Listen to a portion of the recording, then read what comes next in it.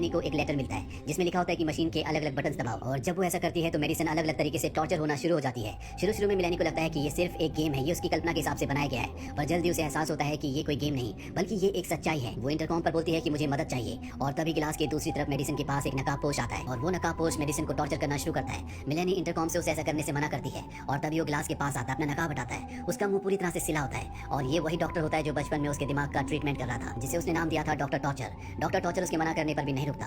तभी मेलानी उसे कहती है कि तुम उसके पास जाओ और उसकी उंगली काटो, और जब डॉक्टर टॉर्चर उसके पास जाकर उसकी उंगली काटने लगता है तो वो उसे एक बटन दबाकर इलेक्ट्रिक शॉक देती है, जिससे वो बेहोश हो जाता है। इसके बाद मेलानी शीशा तोड़ती है और अपने साथ मेडिसिन को उस जगह से लेकर निकल जाती है। वहीं दूसरी तरफ रॉर को दिखाया जाता है जो पैट्रिक को अपने साथ जंगल ले जाता है। वो उसे आर्मी की ड्रेस देता है क्योंकि उसकी कल्पना, उसकी फैंटेसी ये होती है कि वो एक सोल्जर बने।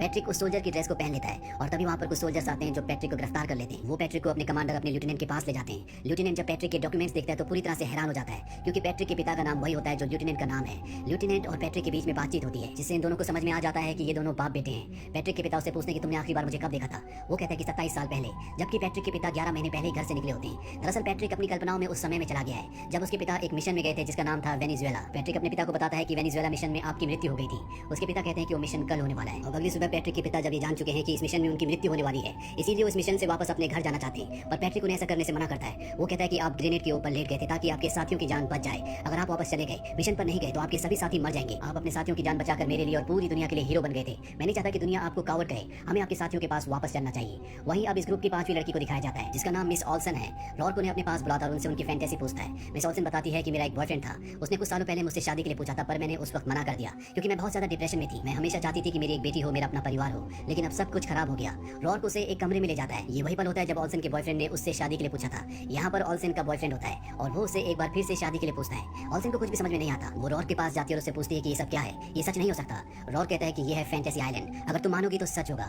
इसके बाद वो अपने बॉयफ्रेंड के पास जाती है और वो उससे शादी के लिए पूछता है। इस बार ऑल्सन हाँ कह देती है। रात को वो अपने बॉयफ्रेंड के साथ सो जाती है। सुबह जब वो उठती है तो देखती है कि सब कुछ बदला हुआ है। वो रॉर के पास जाती है और कहती है कि ये सब एक सपना था। रॉर उसके मोबाइल में उसे उसकी बेटी की फोटो दिखाता है और यहाँ पर ऑल्सन की यादों में अब उसकी बेटी की भी यादें जुड़ना शुरू हो जाती है। ऑल्सन को कुछ भी समझ में नहीं आ रहा होता। रॉर उसे बताता है कि इस आइलैंड के बारे में मैंने सालों पहले सुना था। मैंने कई साल लगा दिए इस आइलैंड को ढूंढने में। मेरी पत्नी भी मेरे साथ इस सफर में चली थी, पर स्वास्थ्य खराब होने की वजह से उसकी मृत्यु हो गई। जब मैं इस आइलैंड पर पहुंचा तो मैंने चाहा कि काश मेरी पत्नी मेरे साथ होती और वो एक बार फिर से जिंदा हो गई। जब तक मैं इस आइलैंड पर रहूंगा वो मेरे साथ रहेगी, ठीक उसी तरह से जिस तरह से तुम्हारी कल्पनाओं में तुम्हारी बेटी और तुम्हारा बॉयफ्रेंड जो अब तुम्हारा पति है वो पूरी तरह से सच हो गया है। वहीं दूसरी तरफ जेडी और ब्रेक्स को दिखाया जाता है जो अपनी फैंटेसी में एक शानदार घर में लड़कियों से घिरे हुए हैं। तभी यहाँ पर इस घर का मालिक आ जाता है जो कि एक ड्रग डीलर भी है। वो यहाँ पर अपने साथियों के साथ गोलियां चलाना शुरू कर देता है। ब्रेक्स और जेडी एक कमरे में चले जाते हैं जहाँ से ब्रेक्स रॉड को कॉल करता है और बताता है कि हम पर यहाँ पर कोई गोलियां चला रहा है। रॉड बताता है कि शायद उस घर का मालिक आ गया है, इसमें मैं तुम्हारी कोई मदद नहीं कर सकता, तुम्हें अपनी फैंटेसी को पूरा करना ही होगा। इसके बाद वो फोन काट देता है और अब इस घर का मालिक यानी कि ड्रग डीलर इन तक पहुंच जाता है। हालांकि अभी भी इन्हें ये मजाक लग रहा होता है, लेकिन जब ड्रग डीलर जेडी का हाथ काटने वाला होता है तो इन्हें समझ में आ जाता है कि ये कोई मजाक नहीं है। अभी ड्रग डीलर से कहते हैं कि हमने अपनी फैंटेसी में ये सब कुछ कभी भी नहीं सोचा था।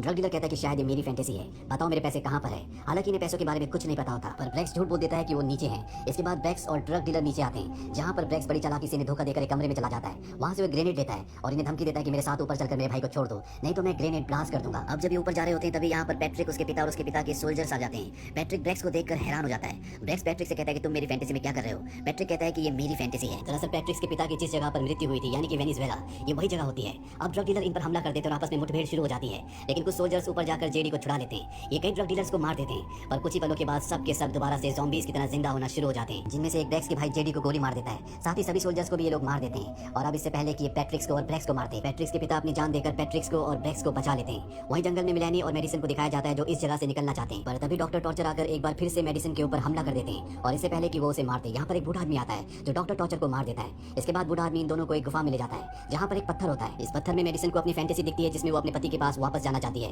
वो बूढ़े आदमी से पूछती है कि ये कैसी जगह है। वो बताता है कि मैं एक इन्वेस्टिगेटर हूँ, 3 हफ्ते पहले मैं यहाँ पर आया था। दरअसल मेरा क्लाइंट है जो इस पूरी जगह पर कब्जा करना चाहता है, इसीलिए उसने मुझे यहाँ पर भेजा था, जिसके लिए उसने मुझे एक अच्छी खासी रकम दी थी। पर जब मैं यहाँ पर आया तो मेरी फैंटेसीज घटना शुरू हो गई। मेरी बेटी जिसे मैंने सालों पहले खो दिया था वो मेरे सामने आ गई, जिसे पाकर मैं बहुत खुश हुआ, पर धीरे धीरे सब कुछ बिगड़ना शुरू हो गया। मेरे पास एक सैटेलाइट फोन था जिसे रॉक ने तोड़ दिया, इसीलिए मैं इस जगह के बारे में किसी को कुछ नहीं बता पाया। रॉक एक अच्छा इंसान नहीं है, कोई जिए या मरे उसे इस बात से कोई फर्क नहीं पड़ता, लेकिन मुझे पता है कि मुझे उसे कैसे कंट्रोल करना है। इस आइलैंड की सारी शक्ति इस पत्थर से आती है। इस पत्थर से पानी टकराकर काला हो जाता है और जो भी इस पानी को पीता है वो अपनी फैंटेसी की दुनिया में चला जाता है। यानी रॉक ने मिलानी और उसके चारों साथियों को यही पानी पिलाया था। बूढ़ा आदमी मिलानी को एक फोन नंबर देता है। वो कहता है तुम यहाँ पर एक गेस्ट हो, जब तुम होटल वापस जाओगी तो इस नंबर पर कॉल करना, 1 घंटे में यहाँ पर हेलीकॉप्टर आ जाएगा। इस पानी को तुम आइलैंड से बाहर ले जाना ताकि रॉक की सच्चाई दुनिया के सामने आ जाए। अभी सब के सब यहाँ से बाहर निकल जाते हैं और जब ये होटल की तरफ जा रहे होते हैं तभी डॉक्टर टॉर्चर जो अभी भी जिंदा होता है वो मेडिसिन के ऊपर एक बार फिर से हमला कर देता है। बूढ़ा आदमी मेडिसिन को बचाने के लिए डॉक्टर टॉर्चर को लेकर पहाड़ी से कूद जाता है, जिससे इन दोनों की मृत्यु हो जाती है। और अब यहाँ पर मिलेनी और मेडिसिन अकेले बचे हुए हैं। तभी मिलेनी को याद आता है कि जहाँ पर मेडिसिन को टॉर्चर किया जा रहा था वहाँ पर एक लाइन ऐसी थी जो मेडिसिन के हस्बैंड के फोन से कनेक्टेड थी। ये उस जगह एक बार फिर से जाते हैं और मेडिसिन के हस्बैंड को कॉल करते हैं और उसे उस पायलट का नंबर देते हैं जो बूढ़े आदमी ने इन दोनों को दिया था। मेडिसिन अपने हस्बैंड से कहती है कि 1 घंटे में पायलट को कहना कि वो आइलैंड पहुंच जाए। वहीं ऑल्सन को दिखाया जाता है जिसने अपनी फैंटेसी में अपने बॉयफ्रेंड को अपना पति बना लिया है और अब उसकी एक बेटी भी है। पर उसे एहसास होता है कि ये वो चीजें नहीं है जो वो अपनी जिंदगी में बदलना चाहती थी। 6 साल पहले उसके घर में आग लग गई थी, जिस वजह से उसके पड़ोस में रहने वाले निक नाम के लड़के की मृत्यु हो गई और वो चाहती है कि वो उस पल को बदल दे। इसीलिए वो रॉक के पास जाती है और उसे कहती है कि वो अपनी फैंटेसी बदलना चाहती है। हालांकि रॉक शुरू में मना कर देता है पर वो उसे कन्विंस्ड कर लेती है और जब वो दरवाजे से अंदर जाती है तो वो वापस अपने घर में उसी पल में पहुंच जाती है जब उसके घर में आग लगी थी। इस हादसे के वक्त यहाँ पर जेडी और उसका भाई ब्रेक्स भी थे। साथ ही इस वक्त पैट्रिक पुलिस वाला था, वो भी इसी जगह मौजूद होता है। ऑल्सन जब निक को बचाने के लिए जाती है तो धुएं से बेहोश हो जाती है। तभी यहाँ पर रॉक की असिस्टेंट जूलिया आती है और वो ऑल्सन को बचाकर बाहर ले जाती है। जूलिया ऑल्सन से पूछती है क्या तुमने निक को बचाया? वो कहती है कि नहीं, शायद ये किसी और की फैंटेसी है। और अब ये बाहर आ जाते हैं। यहाँ पर बाकी के बचे हुए भी लोग आ जाते हैं। ये सब यहाँ से भागना चाहते हैं लेकिन रॉक इन सब को पकड़ लेता है। पर अब ऑल्सन को सब कुछ समझ में आ चुका है। वो सबको बताती है कि ये हमारी फैंटेसी नहीं है बल्कि किसी और की फैंटेसी है। 6 साल पहले मैं एक बिल्डिंग में शिफ्ट हुई थी। चाय बनाते हुए मेरी गलती से बिल्डिंग में आग लग गई और वहाँ पर एक लड़के की मृत्यु हो गई जिसका नाम निक था। जब मैं फैंटेसी की दुनिया में एक बार फिर से वहाँ गई तो मैंने वहाँ पर जेडी और ब्रेक्स को देखा। ब्रेक्स बताता है कि निक हमारा रूममेट था। ऑल्सन बताती है कि उस घटना के वक्त वहाँ पर पैट्रिक पुलिस वाला था। हम सब उस घटना से जुड़े हुए हैं सिवाय एक के और वो है मिलेनी। मिलेनी बताती है कि निक मेरा क्लासमेट था, मुझे पसंद करता था। उस रात उसने मुझे बाहर चलने के लिए कहा था लेकिन मुझे यकीन नहीं हुआ कि कोई मुझे पसंद कर सकता है, इसीलिए मैंने मना कर दिया। यानी ये सब के सब निक की मौत से जुड़े हुए हैं। यहाँ पर सबको समझ में आ जाता है कि रॉक और जूलिया निक के पेरेंट्स हैं और ये सब के सब अपनी नहीं बल्कि रॉक की कल्पना यानी कि उसकी फैंटेसी की दुनिया में है। ये रॉक को सब कुछ रोकने के लिए कहते हैं। रॉक कहता है कि ये तुम्हारी मौत से रुकेगा और तभी यहाँ पर हेलीकॉप्टर आ जाता है। ये सब के सब हेलीकॉप्टर की तरफ भागते हैं लेकिन रॉक का आदमी हेलीकॉप्टर को मिसाइल से उड़ा देता है। इसके बाद ये सब के सब उस गुफा में पहुंचते हैं जहाँ पर वो खास पत्थर है जिसके पानी से लोग अपनी फैंटेसी की दुनिया में पहुंच जाते हैं। यहाँ पर रॉक के लोग भी आ जाते हैं जो इन पर हमला कर देते हैं। जब पैट्रिक रॉक के आदमी को मार देता है तभी यहाँ पर मिलेनी आती है और वो पैट्रिक को चाकू मार देती है। इसके बाद सबको समझ में आ जाता है कि ये जिस इंसान की फैंटेसी की दुनिया में है वो रॉक नहीं बल्कि वो मिलेनी है। दरअसल मिलेनी रॉक के बेटे निक से प्यार करती थी और उसकी मौत की ये सभी वजह होते हैं, इसीलिए वो सबसे बदला ले रही होती है। मिलेनी कहती है कि अब तुम सबको मरने से कोई नहीं बचा सकता, इसे कोई बंद नहीं कर सकता, खुद रॉक भी नहीं। अगर ये पत्थर एक चिराग है तो रॉक उसका जिन है। हमारी फैंटेसी की वजह से उसकी ये दुनिया कायम है। अगर उसने इसे रोकने की कोशिश की तो ये दुनिया खत्म हो जाएगी और उसकी पत्नी जूलिया जो उसकी इसी फैंटेसी की दुनिया में है वो उसे हमेशा के लिए खो देगा। और जूलिया अपने पति रॉक को कहती है कि ये सब तुम्हारे मेहमान हैं, इन्हें अपनी दुनिया में वापस जाने दो। इसीलिए रॉक यहाँ पर मेडिसिन को कहता है कि इस आइलैंड का एक रूल है, हर कोई इंसान यहाँ पर एक बार अपनी फैंटेसी में जा सकता है। सब कभी न कभी कुछ न कुछ पलों के लिए अपनी फैंटेसी में गए थे, सिर्फ तुम्हें छोड़कर। मेडिसिन इसके बाद पानी पी लेती है जिसके बाद अब उसके पास मौका है कि वो यहाँ पर फैंटेसी वर्ल्ड बना सके, जिस वर्ल्ड में वो मिलेनी को कहती है कि तुम निक की दुनिया में उसके पास चले जाओ। और तभी पानी के अंदर से निक निकलता है और वो मिलेनी को पानी में खींच लेता है, जिसके बाद मिलेनी की यादों से बने हुए सिपाही यहाँ से गायब हो जाते हैं। पर अगले पल मिलेनी पानी से बाहर निकलती है और उसके पास जो ग्रेनेड होता है वो इस जगह पर फेंक देती है। पैट्रिक भी इसी जगह पर आ जाता है जो कि जख्मी है। वो ग्रेनेड के ऊपर कूद जाता है, तभी एक ब्लास्ट होता है और पैट्रिक की मृत्यु हो जाती है। इसके बाद बचे हुए लोगों की नींद होटल में खुलती है जहाँ पर रॉक ने बताता है कि पैट्रिक ने ठीक अपने पिता की तरह दूसरों को बचाते हुए अपनी जान दे दी।